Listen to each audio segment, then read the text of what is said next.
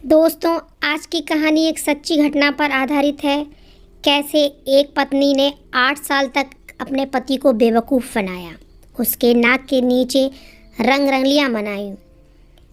जब ये बात उसके पति को पता चलती है तो उसके पैरों के नीचे से ज़मीन खिसक जाती है। कौन है वो व्यक्ति जिसने उसे धोखा दिया? कैसे उसके अपनों ने ही उसकी ज़िंदगी बर्बाद कर दी? कौन है वो व्यक्ति? अगर आप जानना चाहते हैं तो कहानी के अंत तक ज़रूर बने रहिएगा। उससे पहले आप मेरे चैनल को सब्सक्राइब कर लीजिए। चलिए स्टार्ट करते हैं। ये कहानी राजस्थान के एक छोटे से गांव की है, जहां पर कंचना की शादी नाथूलाल से होती है। नाथूलाल को कंचना बिल्कुल पसंद नहीं करती थी, क्योंकि वो एकदम साधारण व्यक्ति था। उसके सपने तो बड़े बड़े थे और नाथूलाल तो एक सामान्य व्यक्ति था। परंतु घर वालों के दबाव में उसे शादी तो करनी पड़ती है और वो शादी करके नाथूलाल के घर आ जाती है। आए दिन वो नाथूलाल से झगड़ा करती और उसे ताने मारती रहती थी।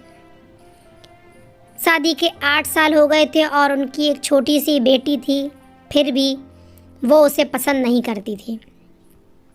वो अपनी पति से कहती थी कि तुम सारी उम्र घर में ही बने रहना, अपनी बेटी की शादी की तुम्हें चिंता नहीं है, आज नहीं तो कल करनी पड़ेगी। जाओ, जाते क्यों नहीं शहर में जाकर कुछ कमाओ। इस पर नाथूलाल शहर जाने को तैयार हो जाता है। इधर वो शहर चला जाता है और कंचना को पूरी आज़ादी मिल जाती है। जब वो शहर से 2 महीने बाद वापस आता है तो उसकी बेटी और बीवी लापता होते हैं। गांव वालों से पूछताछ करता है तो गांव वाले कहते हैं और दे दो उसे छूट और सर पर चढ़ा लो। वो कुछ समझ नहीं पाता है और कहता है कि मैंने क्या किया है। इधर उधर अपनी बीवी और बच्चों को खोजता है। जब वो नहीं मिलते हैं तो पुलिस में कंप्लेन करता है। पुलिस सब जगह खोजबीन करती है पर उनका कुछ पता नहीं चलता है। 10 दिन के बाद कंचना अपनी बेटी को लेकर थाने में पहुंचती है और उसके साथ जो आदमी होता है उसे देखकर तो नाथूलाल के होश उड़ जाते हैं। नाथूलाल कहता है, राजेश, तुमने मेरे साथ ऐसा क्यों किया? राजेश उसके चाचा का लड़का है जिसका कंचना के साथ अफेयर चल रहा था। तब कंचना कहती है कि उससे कुछ मत बोलिए, वो सब मेरे कहने पर कर रहा था। नाथूलाल कहता है, मैंने ऐसी क्या कमी कर दी थी जो तुमने मेरे साथ ऐसा किया? कंचना कहती है कि मैं तुम्हें शुरू से पसंद नहीं करती थी, पर मेरे घर वालों ने ज़बरदस्ती शादी कर दी तो मुझे तुम्हारे साथ आना पड़ा। मेरा मन बहुत उदास था, मैं कहीं भाग जाना चाहती थी, परंतु जब मैं राजेश से मिली तो मुझे अपने सपनों का राजकुमार मिल गया और हम एक दूसरे के लिए बने हैं, ये मुझे पता चल चुका था। धीरे धीरे हमारा प्यार परवान चढ़ने लगता है। अब तो हम एक दूसरे के बिना रह नहीं सकते थे। चोरी चोरी मिलते थे। क्या करें, तुम तो घर में पड़े रहते थे, तुम्हें तो कुछ काम नहीं था। तुम्हें बाहर भेजने के लिए मैंने कितनी कोशिश की, तब जाके तुम घर से बाहर निकले।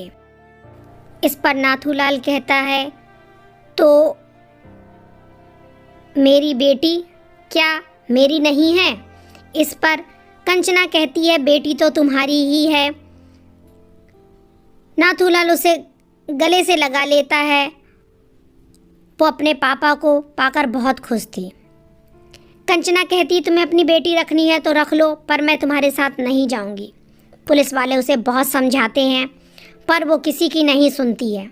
फिर उसके घर वालों को बुलाया जाता है, उसे डराया और धमकाया जाता है। तो इस पर वो कहती है, पहले ये सब कर चुके हो, उसका क्या नतीजा मिला? तुम लोगों के कारण ही 3 जिंदगियां बर्बाद हो गईं। अब मैं उनके साथ नहीं रहना चाहती हूँ, मैं राजेश के साथ ही रहना चाहती हूँ। वो मुझे बहुत प्यार करता है और मैं उसे प्यार करती हूँ। अजीब सी कशमकश थी।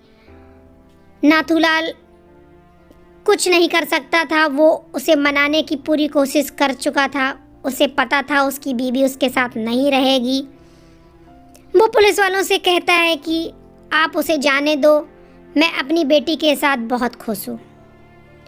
पुलिस वाले नाथूलाल का ये बयान सुनकर चौंक जाते हैं। वो कहते हैं, तुम्हें अपनी बीवी से प्यार नहीं है? तब नाथूलाल कहता है कि प्यार तो बहुत है, पर उसका प्यार कोई और है और मैं उसका प्यार छीनकर खुश नहीं रह सकता हूँ, इसीलिए उसे आज़ादी दे रहा हूँ। और अपने सामने ही दोनों की शादी करा देता है। कंचना राजेश को लेकर दूसरे गांव में रहने चली जाती है और नाथूलाल अपनी बेटी के साथ बहुत खुश है। दोस्तों, यहाँ पर समझने वाली बात यह है कि अगर आप किसी को पसंद नहीं करते हैं तो शादी भी ना करें। अगर शादी हो जाती है तो उसे पूर्ण शिद्दत से निभाएं। आपको कोई हक नहीं बनता आप किसी की ज़िंदगी बर्बाद कर दें। वो तो नाथूलाल की बेटी थी जिसके सहारे वो जी लेगा, वरना उसकी ज़िंदगी में क्या बचा था। वो अपनी ज़िंदगी को तो ख़त्म ही कर लेता। तो इसी प्रकार आप कोई भी कदम उठाएं, बहुत ही सोच समझ के उठाएं। यहीं पर हमारी कहानी ख़त्म होती है। जल्दी ही मिलते हैं एक नई कहानी नए अंदाज के साथ। तब तक के लिए सबको जय श्री राम।